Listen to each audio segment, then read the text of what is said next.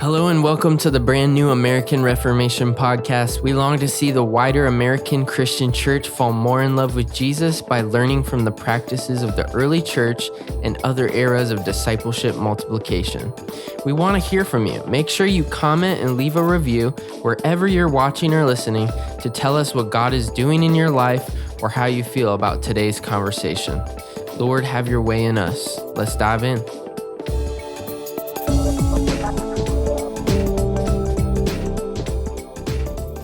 Happy day. Welcome to the American Reformation Podcast. Tim Allman here with my good friend and partner and co-host for a number of different podcasts in the near future. His name is Matt Peoples, and Matt is running a number of different leaders through his Kairos network of leaders and churches working together, international right now. Matt, you are such a gift to the body of Christ. Not only that, your missional pathway training is influencing a number of different women and men of all different ages and stages here at Christ Greenfield, where I get to pastor.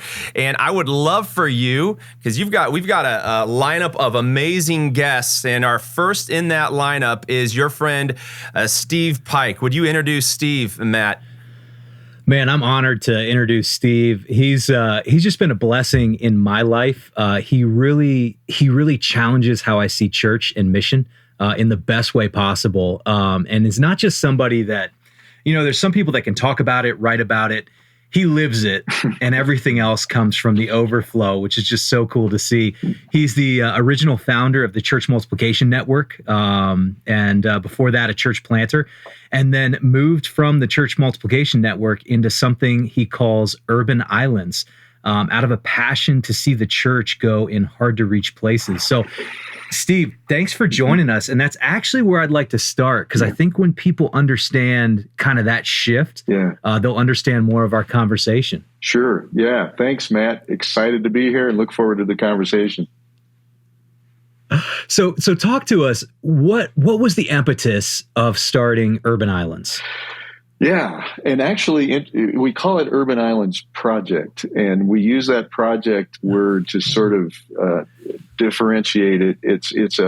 We didn't know, it's a skunk works project. We set out to figure something out, and the impetus was that as the founder and leader of Church Multiplication Network, we helped start several thousand churches all across the country in almost every imaginable context. But the place where we didn't go very much were the urban core communities, the communities that are right in the urban core of any major city, and then kind of the neighborhoods around that. The church, I'd fly in, meet with church planners in any given city and ask them where they were at. The majority of them were in the suburbs, and what was troubling to me was at that time, and really it's gotten complicated, but especially in the first couple of decades of this century, the population of city centers was growing. So people are moving back to the city, but the church was not moving with them. And I thought I kind of knew why.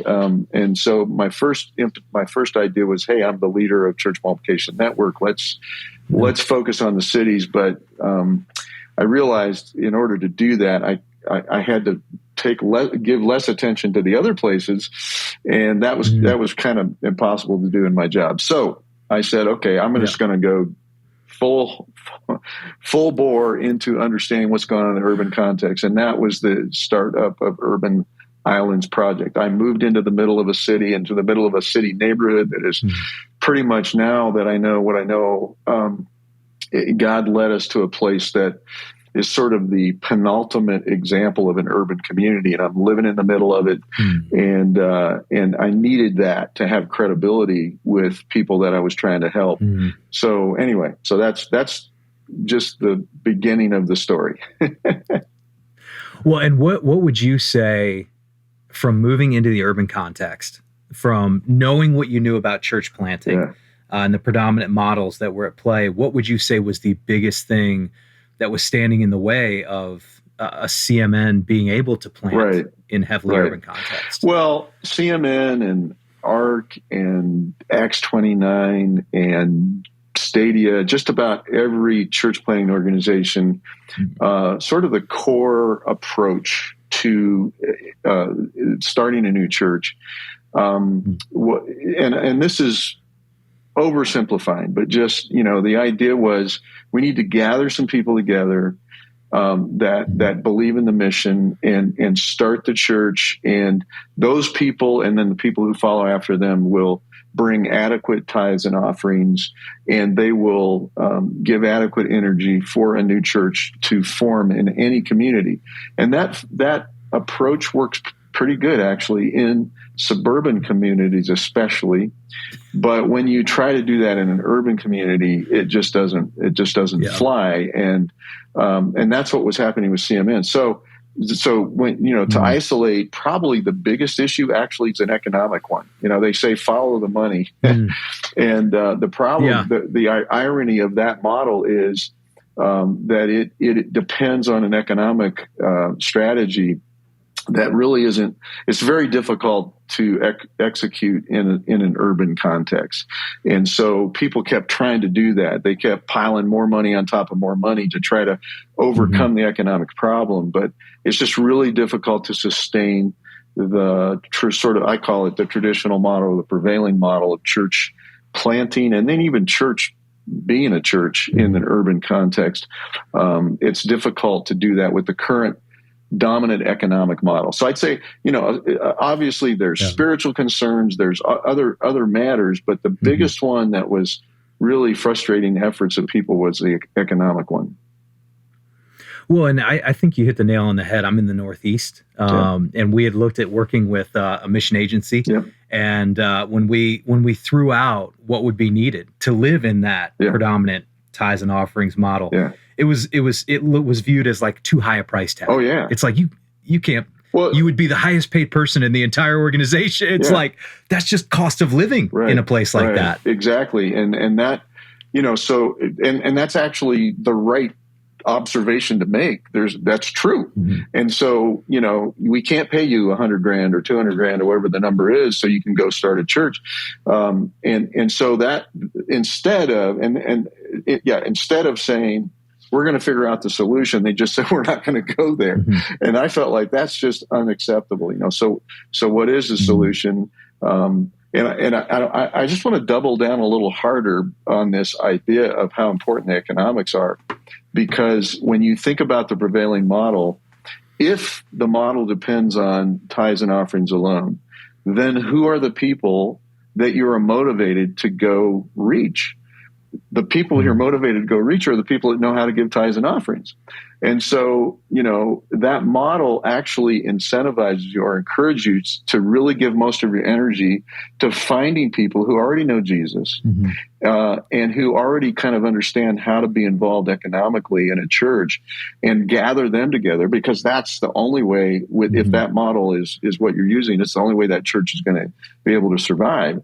And so, people always say, we're starting this church to reach lost people, but their economic model actually encourages them to give their energy to reaching found people who know how to give. And the theory is, okay, we'll get those found people together, we'll give money, and then we'll activate on mission. But and sometimes that does happen. I'm not saying it doesn't, but generally, if you get people who are familiar with, I'm going to pay my tithes and offerings, and I want to have a great church experience, and I want you to help me follow Jesus. The outcome of that is not a worshiping community that is deliberately with Jesus on his mission to seek and save that which is lost.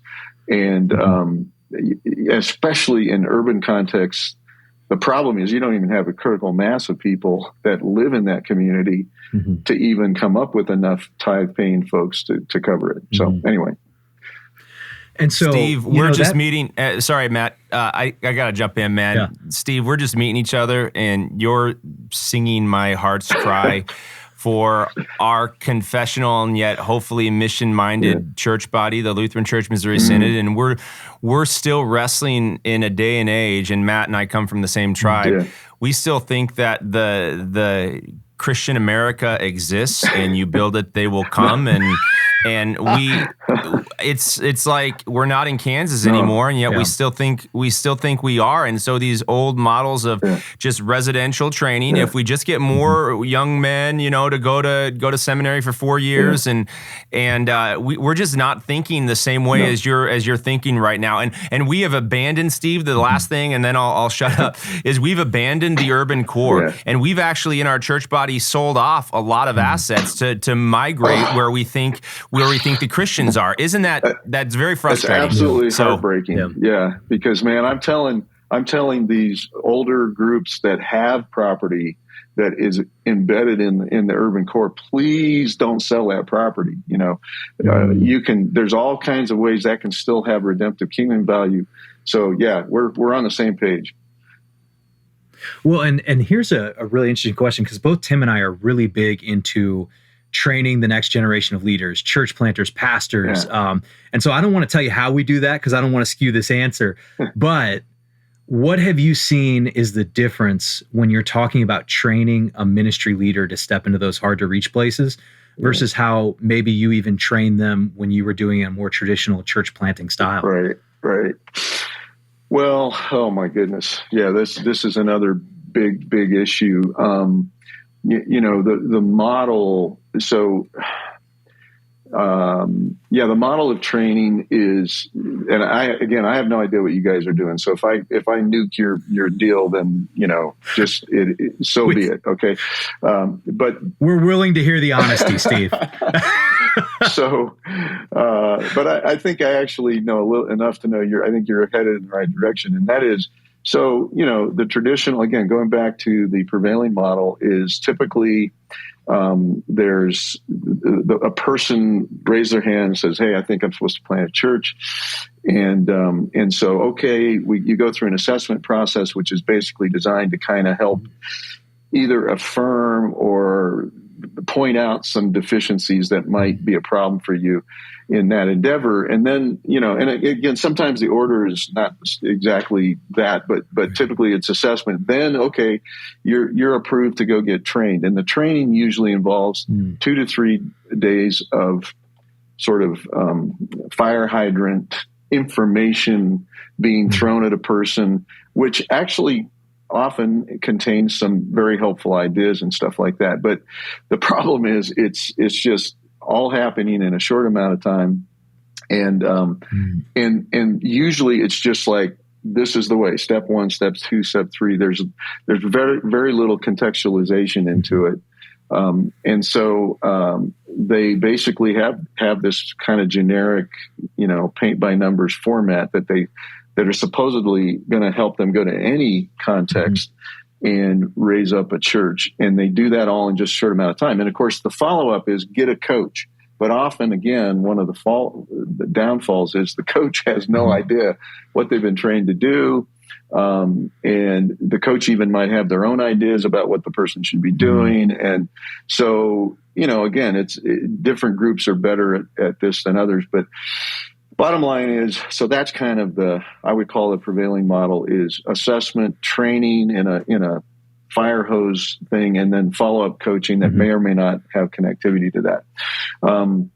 What I'm seeing emerge as the I guess you could say the emerging model of training is more of a ongoing relational process. So it's gathering people that feel called. And I'm even, my new experiment is I'm talking to sending organizations and saying, hey, I want to talk to people who don't even know they're called yet.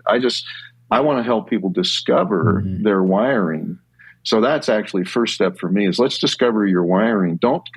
I don't want to wait until they come to me and say, I think I'm supposed to plant a church, because usually that behind that is they have a very specific idea of the kind of church. They've fallen in love with a model and they want to just do that wherever. They just want permission to do it. And so, that's problematic because a lot of times they end up going through some painful stuff, or you have to help them unlearn all that kind of stuff. So I prefer the order being, hey, let's get into it. We have a thing we call discovery cohort that we invite people into, and we actually reflect back to them after. It's a 6-month long process. So this is nothing as I think we have to slow the whole thing down. That was the other thing about the prevailing model is like, I want to plant a church. Okay, go to training next month and then start your church in the next 3 months after that or something like that. Yeah. That again, actually can still kind of work in a suburban context. But as you pointed out, Tim, even the suburbs are becoming less and less like they used to be. The assumption that there's enough Lutherans or something in a given suburb that are just waiting for a great church to show up is just not a realistic expectation. And so anyway, the point is, so we start with people like, hey, we want to help you discover how God's wired you. And some of those people we discover are people who would be great at taking an existing church and helping it go to another level. Other people we see are people who they profile their wiring, their background shows that, and this is a healer. This person can come into kind of a hurting, dysfunctional situation and help it move towards health. They're not necessarily going to double the thing or whatever, but they can just help it get healed and get back on track. Another profile that we see popping up is what we call second chair leaders, people who, they think they're supposed to be the lead, and then they start to realize, I'm better off helping somebody. And that's something we rarely even get intentional about, but it's a super important role in church planning and stuff like that. And then there's just great team members. Some people, they really aren't oriented towards a leadership seat of any kind, but they're great, wonderful team members. But then the other thing we look for is that pioneer. I just literally got back from New York City. I met with I did about 12 interviews with potential couples and individuals, and I found 2 pioneers out of 12. But the other people are going to profile different stuff. So that's the discovery thing. Once you identify somebody, then if it's a pioneer, you say, okay, let's step into a journey of figuring out, to whom are you called and where's that going to be? And so they got to I think you start with the context. You don't start with, I'm just going to plant a church anywhere. It's like, I'm brokenhearted for these people or this situation. And God's, I can't say no, I got to go there. So you let that be there. And then you got to figure out, how do you pay for that? And, it's not, so we're throwing out the tithes and offerings idea.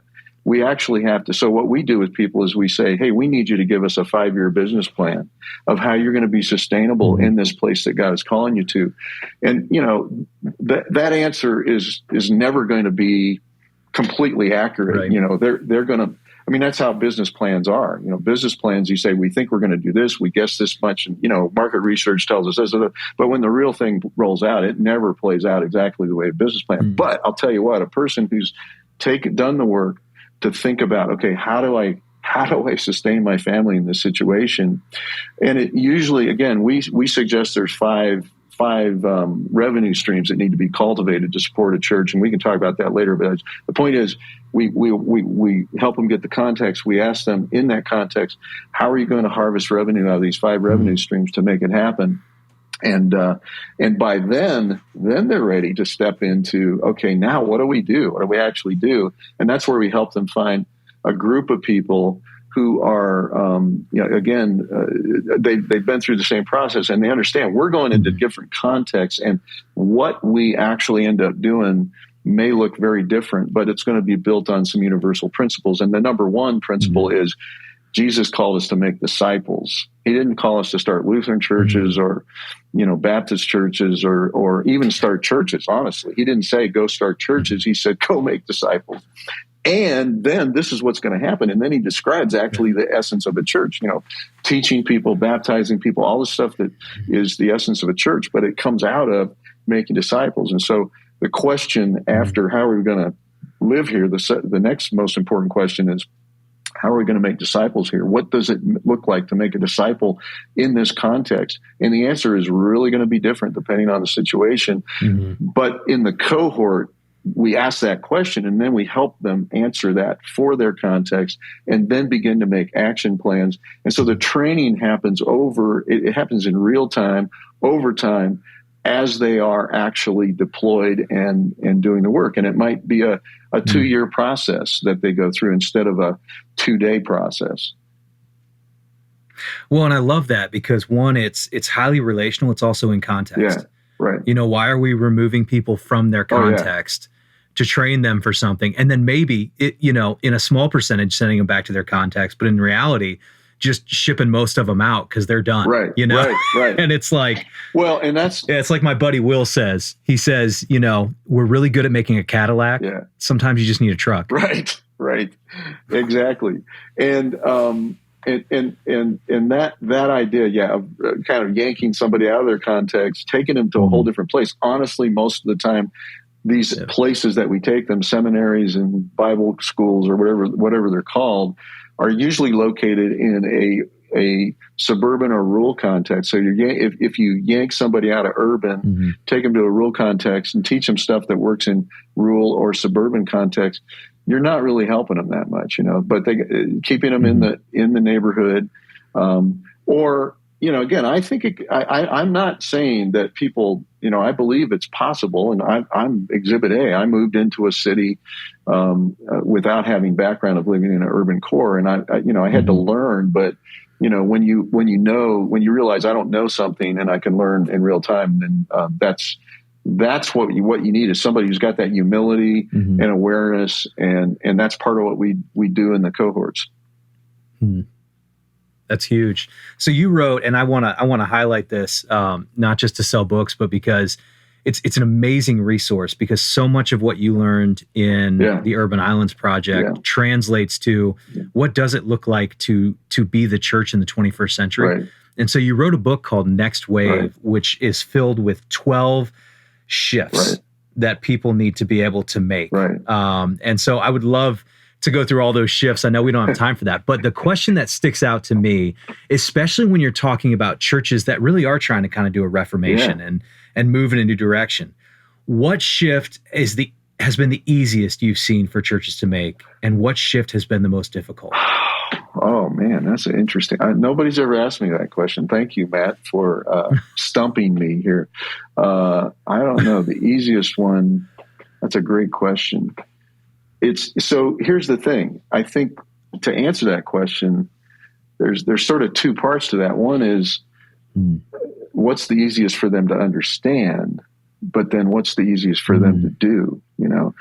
Those are really two different questions. And so, I think honestly, most people who read the book, nobody's written me, responded to me going, this is a bunch of hogwash. None of this is true. Da da da da. So they actually, there's a lot of agreement. And I think in one sense, it's easy to agree that these are shifts that need to be made. But oh my goodness, it's really hard to make the shifts because they actually require a change of behavior. They require a change of habit. They require an unlearning of stuff. They require, one of the biggest enemies of transformation is what I call muscle memory, organizational muscle memory. It's like the problem of if you're playing golf and you're allowed, you have a bad swing, it's really not easy to fix that, because it feels what they tell you need to be doing feels wrong to you. And so that's the same problem is like when you read these shifts, at first you're like, yeah, that's right. But then you try to do them and you're like, no, that's wrong. This doesn't feel right, because you're so reliant, you get pulled back into the muscle memory. So, I think, man, I'm trying to think that it's easy to comprehend, but it's hard to do all 12. So I can just like super rapidly, I think, see if I'll test my memory. But the first thing is how you view the church, and the church. If you view it as an institution, then that starts to be a barrier to being on mission with Jesus, because it becomes about the survival of the institution. So it shifts to being on mission with Jesus is what the church is about. And we define that as a church as a community of disciples with Jesus on his mission. We just come up with that as a simple definition for the very essence of what the church is. And you can pile all kinds of things on top of that, but that's if the church is not that at the core, then if all you're doing is preserving, Lutheran practices and a place for Lutherans to come and go through the rituals and the things that they like to do, then you're you can do all that stuff, but if you're not doing the mission of Jesus, then you're really not being the church, unfortunately. And then the next one is disciple making. You've got to shift from seeing disciple making as a program that you tag on because you're supposed to be doing that, to a lifestyle where you live your life helping people move toward Jesus and grow in faith in Jesus. And everybody is what we call an activated disciple maker. That's a huge shift for most churches. And then the financial shift, the shift from, and then the team shift is seeing, instead of trying to think of who can we get this professional clergy person to be the youth pastor or this pastor or that pastor, you're actually looking for people who are disciple makers. That's the team you want. And then you can give titles, but you start with a team that's making disciples. And then even how you think about buildings, just because you have a building, even if you have a church building, doesn't necessarily mean the best use of that is once a week for an hour and a half, gather people in a room, and then the rest of the week, you just have offices going on there. What if you activated that space to become, a resource to the community, to become a revenue generating source, rethinking how you think about architecture, and then even rethinking the sixth shift is the ecosystem, seeing yourself as a part. It's not just the Lutheran Church. And Matt, I think Tim probably, I don't know Tim, I'm just meeting him, but Matt, you're like exhibit A of somebody who gets that the kingdom is bigger than just this one tribe. But that's a big shift. It's a necessary shift. It's a crucial shift for all of us to make, where we value the contribution of the other members of the body that aren't part of our tribe. If you don't make that shift, you're not going to make it, and then, all that leads to, you gotta, your rhythms as a church are going to be different. The format of the church is going to be different. At the core, if your value systems, the things that you value, that you build around, are going to be different. You're at the core is going to be an attitude of multiplication, and the last shift is spirit dependency, is shifting from dependency on strategies first to dependency on the Holy Spirit to guide and direct. And it's not, I put it last, not because it's the least, but because it's probably the most important, is actually getting back to, let's stop depending on, the best practices, and let's start depending on the best. I don't know, that would sound like it was going somewhere to be a tweetable thing, but we want to depend on the Holy Spirit. No, it's huge. And somebody actually challenged, I was sitting in a cohort talking about networks, and they challenged us on that thought, because just the BPM thought, the best practices thought, comes from Taylor, who did organizational theory, which he got from the military. Right. And so he says, are we trying to run our, churches like the business or the military? Right. Or are we trying to do it like, in the power of the Spirit of God? And that, putting the Spirit first doesn't mean you don't have organization, doesn't mean you don't, learn from other people. But if all you're doing is just copying everybody else's best practices and you're not listening to the Spirit, I'm not sure what you're going to end up with. And Steve, through what you've been saying, between what you've been saying and my own experience stepping into something different, what I realize is this creates a lot of disorientation for people. Yeah. So like the example I give is, it was disorienting for me that first time I was at a skate park with my kids on a Sunday morning instead of in a worship service. Absolutely. Even though if I'm going to connect with the lost, and that's probably the place I should be, and doing my worship service at a different time, which we were, but how do you help people, or what do you anchor people in to handle a missional disorientation like that, to be able to even make these shifts? Well, I'll try to say this shortly, but the book Next Wave came out of our experience with helping a bunch of urban churches get started in several different cities and stuff like that. And we were like, wait a minute, here's these patterns. So we came up with the shifts based on what we learned from watching people try to apply we said, we know that's not right, but what's this? We started to see these trends. So anyway, I started getting people asking me, well, how do we help an existing church shift from what it's doing? And so I forgot to mention, out of Next Wave, we started the Next Wave community, which is an online virtual community. It's a subscription-based online community. People can join. We have hundreds of people now that are part of that community that are all practitioners. They feel sort of out of place, typically in their tribal family, because they're still that usually the core of the family still oriented sort of around the prevailing model, and so we give a place for people to get together and they don't feel like they're crazy, So that's one thing that Next Wave does. When you ask that, so part of the answer to your question is be deliberate about getting around other people who are journeying and being guided by the same values, and they're seeing the same stuff you're seeing, So that's why we created Next Wave, is just to be sort of a melting pot, a hub spot for all the people that are on the fringe out there. And we don't ask them, please stay with whatever organization you're part of. But this gives you a place to have a conversation with other people that when you talk out loud, they're not going to look at you like you're crazy. They're going to go, tell me more, because you're helping them. And that's what it is. It's a real-time learning community. So then we said to the learning community, hey, why don't we write a book together? Because we keep getting this question asked of how does an existing church make a transition?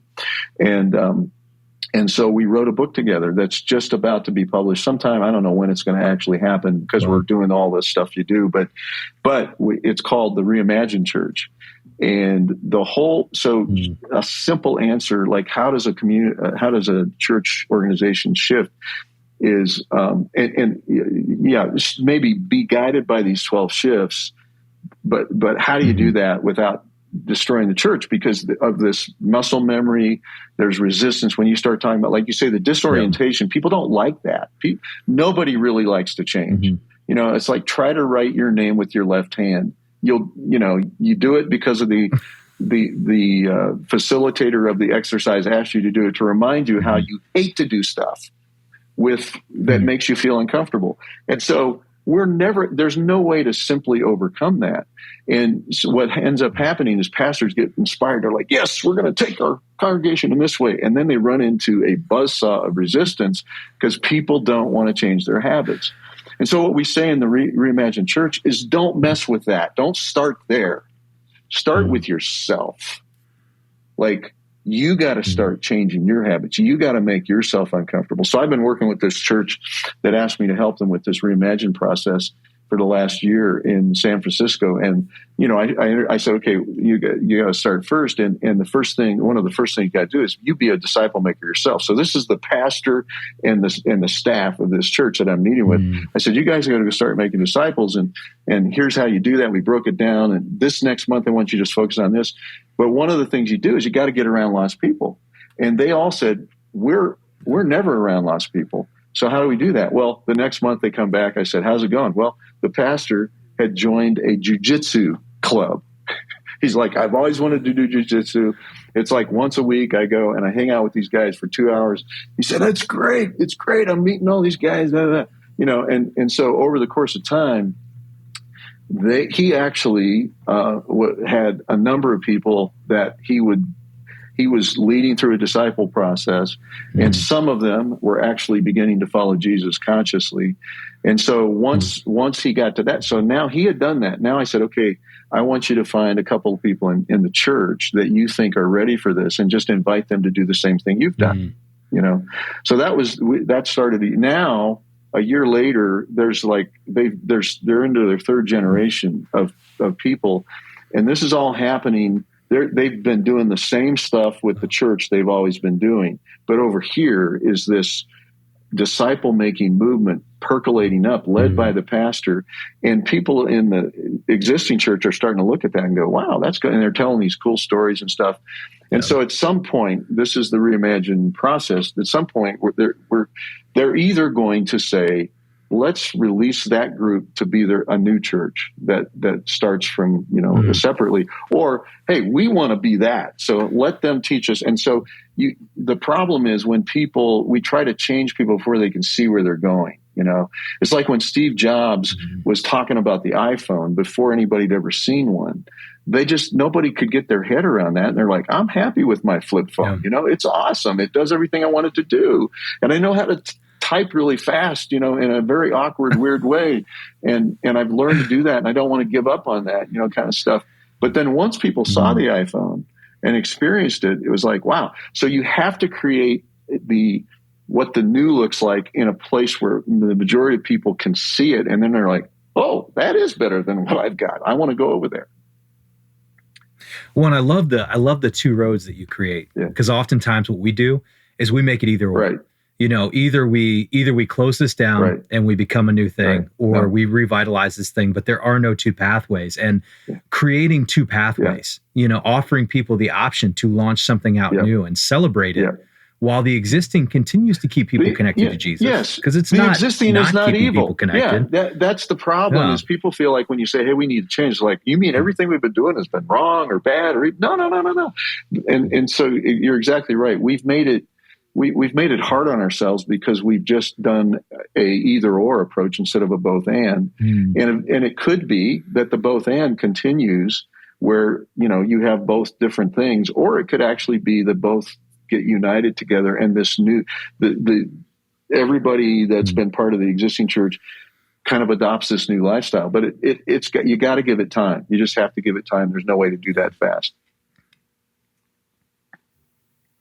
Steve, this has been unreal. You've made me remarkably uncomfortable. All right. And Phil, no, that's so good. As an existing local pastor, I couldn't affirm enough of what the Next Wave movement is all about. And we must do things within things. We have existing churches and leaders. And two things I'm taking away is, one, pastors, you can't take people someplace you haven't been. Yeah. So unless we're going on that journey to be around those that do not know Jesus, love them, encourage them, and create space for them to meet and follow Jesus, we can't invite people into that journey. I mean, that is exactly what Jesus did, Steve. He went around with his disciples and encountered a whole bunch of lost people. Jesus is always on the move. He wasn't, Mark chapter 1 has been really formative for me recently, when he's performing all these miracles, healings, casting out demons, and then Peter says, let's set up shop. Everybody's looking for you. No, we got to keep going. Yeah.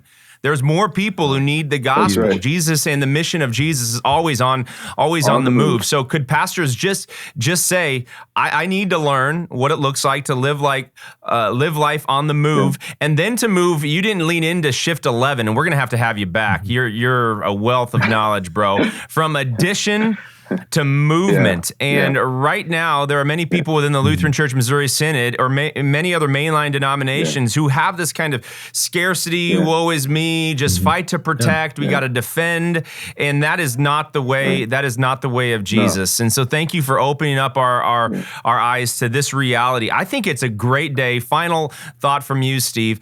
It's a great day to be a Jesus follower in a secular post-Christian day and age. We get to see the book of Acts come alive in our lifetime, from the urban core out to the suburbs and rural areas, everywhere where people are walking in darkness. They need the light of Christ. So it's a great day to be alive. A final word of encouragement for folks to take their next step in leading the missional movement of Jesus. Yeah, well, I guess it goes back to what you were just referring to. Is it's really easy to decide what everybody else needs to do to get on board with Jesus.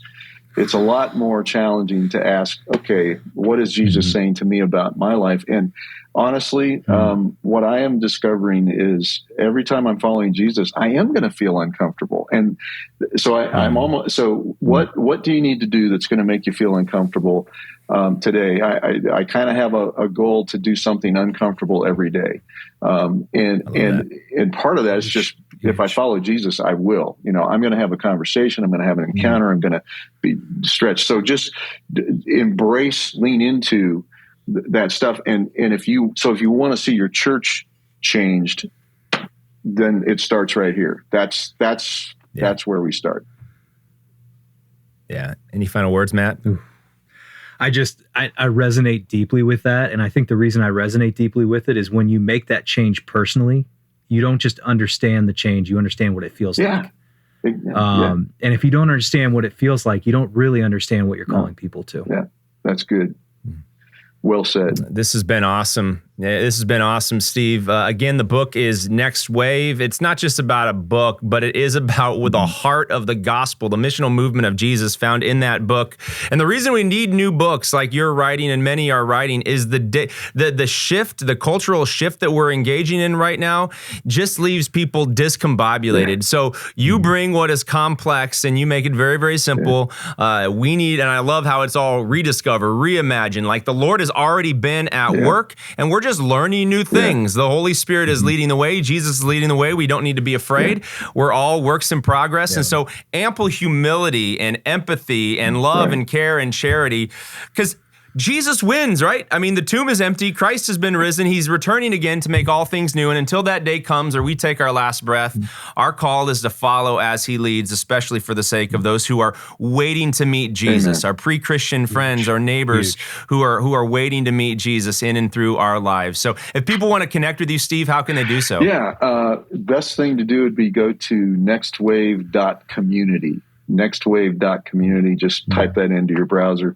and that will bring you into all the different ways that we can journey together. So fun. This is the American Reformation Podcast. Matt, you did a fantastic job today, bro. We have David Putnam. For those of you who are in the wider Christian network, David Putnam, Eric Hoke is going to be a guest of ours very, very soon. So I know those guys. Continue to follow. Those are awesome people. Yeah, they're good dudes, man. Those are Matt's dudes, and I can't wait to meet them as well. You are a gift, Steve. It's an honor to count you as a friend. And again, we would love to have you on because we had so many other questions, so many other missional rabbit holes we can go down, and can't wait to do it with you. Sharing is caring. Please like, subscribe, comment wherever it is you take in the American Reformation Podcast. The community is growing, and we need more conversations with people like Steve praying for reformation of the American church here in 2023 and beyond. It's a good day. Go and make it a great day. Thanks so much, Matt. Thanks, Steve. Thank you. Thanks, guys. Peace.